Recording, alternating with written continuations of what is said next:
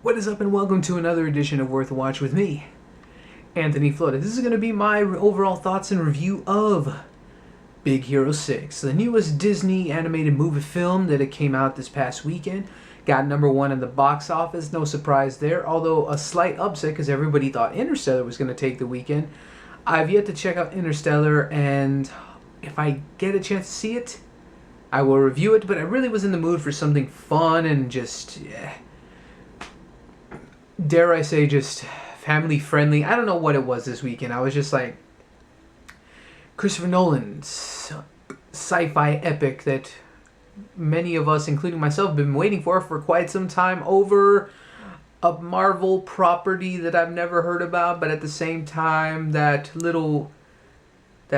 funny marshmallow looking guy, that character looks hilarious. I want to see that. I don't know what it was. I'm a sucker for animation. I love it. I've said it so many times. I love animation. I love animated movies.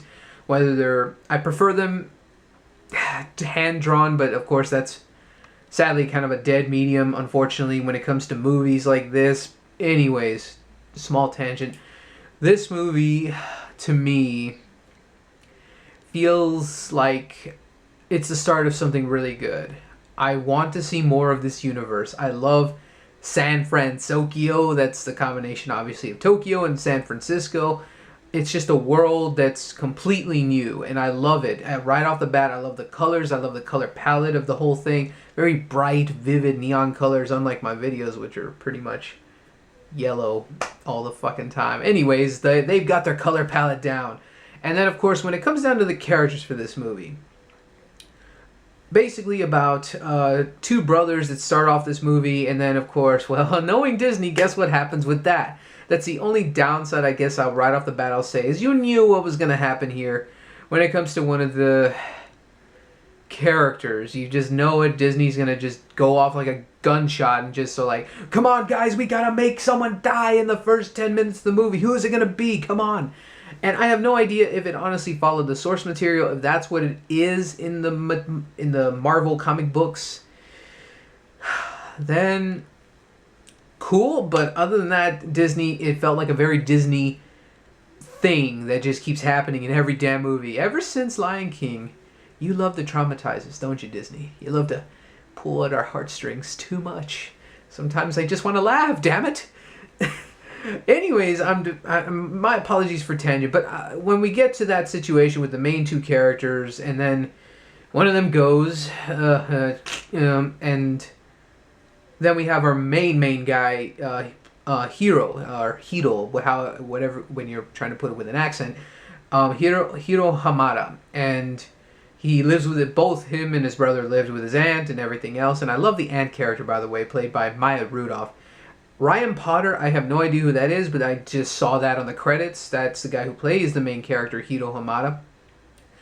And just when things settle and everything goes down, from a situation at a science event, he ends up befriending the robot that his brother built, Baymax, who was basically a soft, cuddly, awesome character, a very soothing and calming character. The demeanor of the character is just so welcoming, and that's the idea.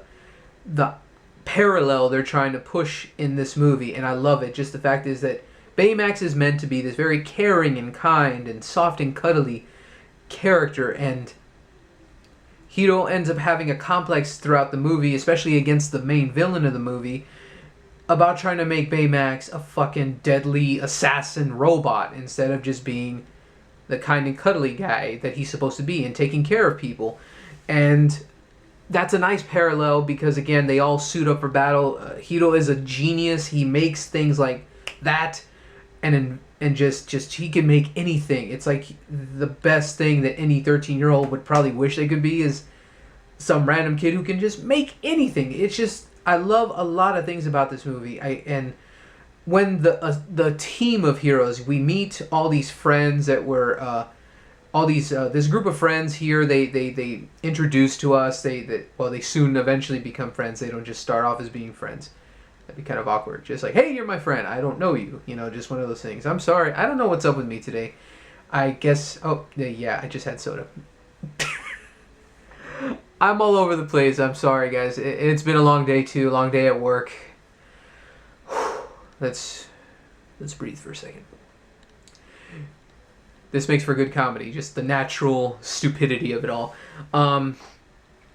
So when the team is assembled, they end up creating Hito creates suits for them, makes suits for Baymax, makes him a badass warrior. And again, that's where I love that parallel conflict that does feel very natural, unlike the death that happens in this movie.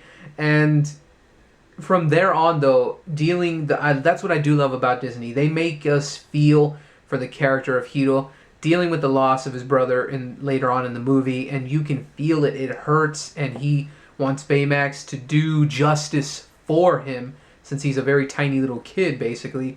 But at the same time, he has to learn, hey, don't be just a brat about this situation. Deal with it. Learn how to deal with this loss.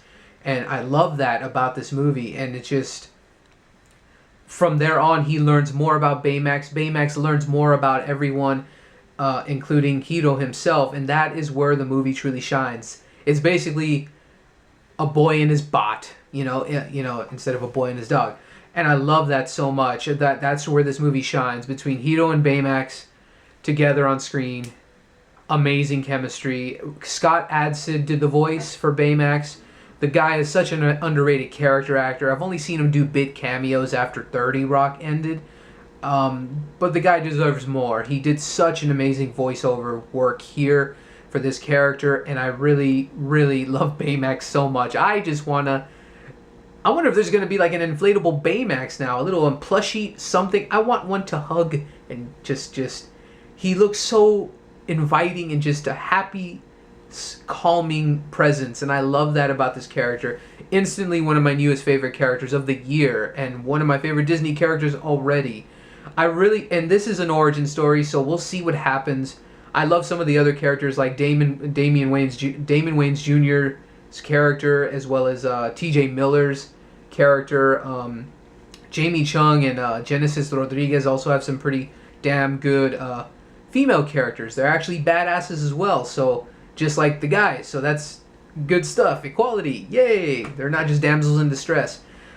And the villain, though, Disney, get your shit together. He was a underdeveloped villain. What the fuck? You can't get it together for your Marvel movies, and the same thing with Turbo in Wreck-It Ralph was awesome. Sorry, spoilers, but this kind of went down a level for me.